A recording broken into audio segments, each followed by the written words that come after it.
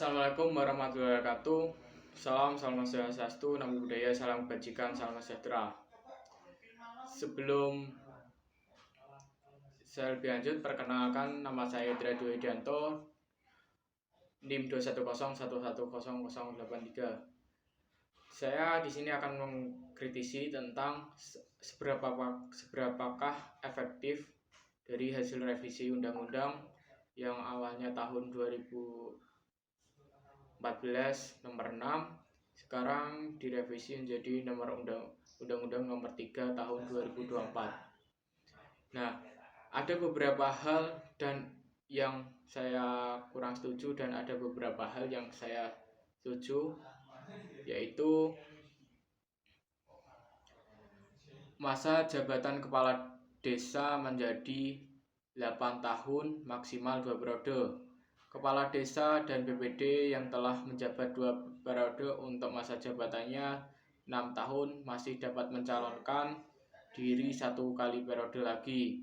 Kepala desa dan BPD yang sementara menjabat periode ketiga maka menyelesaikan masa jabatannya sesuai dengan Undang-Undang nomor 3 tahun 2024 hasil revisi. Kepala desa dan yang sudah terpilih dan belum pelantikan maka jabatannya menyesuaikan dengan Undang-Undang nomor 3 tahun 2024 hasil revisi. Kepala desa yang masih menjabat menjadi saat ini akan mendapatkan penyesuaian jabatan dengan revisi Undang-Undang nomor 3 tahun 2024, yang mana jika kalau penyesuaiannya maka dapat 2 tahun lagi. Kepala desa dapat dipilih melalui musyawarah mufakat bila mana yang ada hanya calon tunggal. Kepala desa dan BPD mendapatkan hak penghasilan tetap setiap bulan, tunjangan jaminan sosial, kesehatan, dan tenaga kerjaan yang mendapatkan tunjangan purna tugas. Perangkat desa mendapatkan hak penghasilan tetap setiap bulan, tunjangan jaminan sosial, kesehatan, dan tunjangan tenaga kerja. Kewenangan pembangunan desa diperlukan bukan hanya pelayanan dasar melalui pendidikan, kesehatan, jaminan sosial, tetapi juga kebutuhan primer, sandang, pangan, dan papan masyarakat. Nah, dari yang saya kritisi tentunya yang pertama yaitu kepala desa ditambah masa jabatannya menjadi 8 tahun dan menjadi 2 periode. Nah, dari hal ini saya tentunya masih kurang setuju, apalagi sekarang adanya musim-musim pemilu atau musim-musim waktunya pemilihan kepala daerah. Hal ini dapat memicu atau dapat memicu suasana politik menjadi kepala desa tersebut menjadi ikut andil dalam pemilihan kepala daerah saat ini, yang mana ada beberapa media yang memberitakan bahwa kepala desa yang berada di Kabupaten Pati telah mengikrarkan dukungan kepada salah satu pihak calon kepala daerah. Nah, hal ini menurutku kurang setuju banget, yang mana itu sudah melanggar, bukan melanggar sih, tapi lebih kurang pas waktunya untuk penambahan. Terus untuk yang kedua yaitu tentang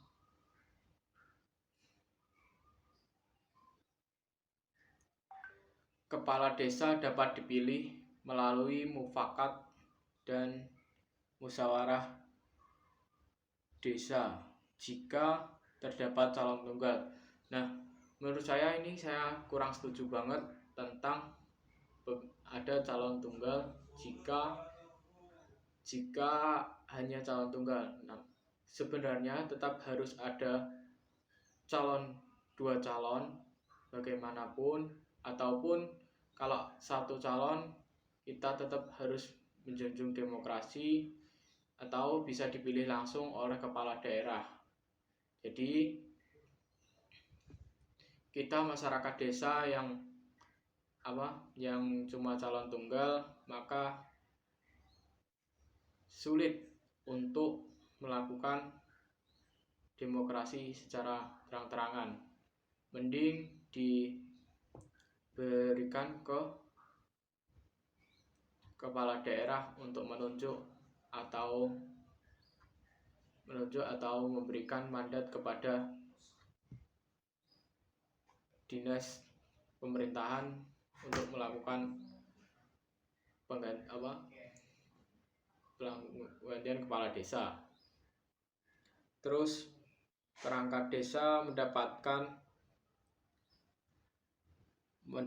tunjangan setiap bulan. Nah, menurut saya kurang cocok juga, karena di setiap desa itu mempunyai tanah bengkok atau tanah yang diberikan desa untuk upah gaji dari mereka, ya, upah gaji perangkat desa. Kalau di desa saya itu kepala desa mendapatkan 12 hektar atau 12 bau kalau orang Jawa mengatakan. Untuk yang sekdes mendapatkan 6 bau atau 6 hektar. Terus untuk yang perangkat desa lainnya mendapatkan 3 bau. Nah, maka hal tersebut kalau masih mendapatkan tunjangan setiap bulannya, tunjangan mulai dari tunjangan sosial, tunjangan kesehatan, itu harus ada tambahan lagi atau harus ada penyesuaian lagi, mulai dari tanah desa tersebut mau dikelola atau bagaimana. Namun saya juga setuju tentang kewenangan pemerintah yang diperluas menjadi bukan hanya pelayanan dasar melalui pendidikan, kesehatan, jaminan sosial, tetapi juga kebutuhan primer, sandang dan pangan.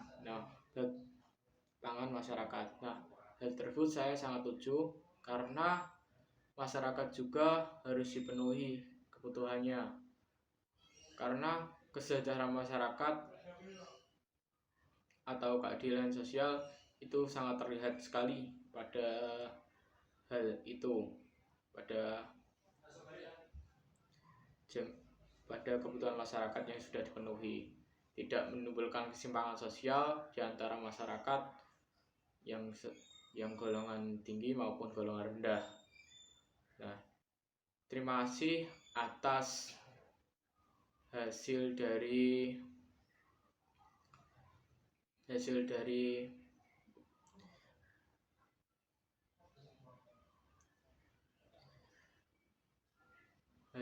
analisis saya. Wassalamualaikum warahmatullahi wabarakatuh.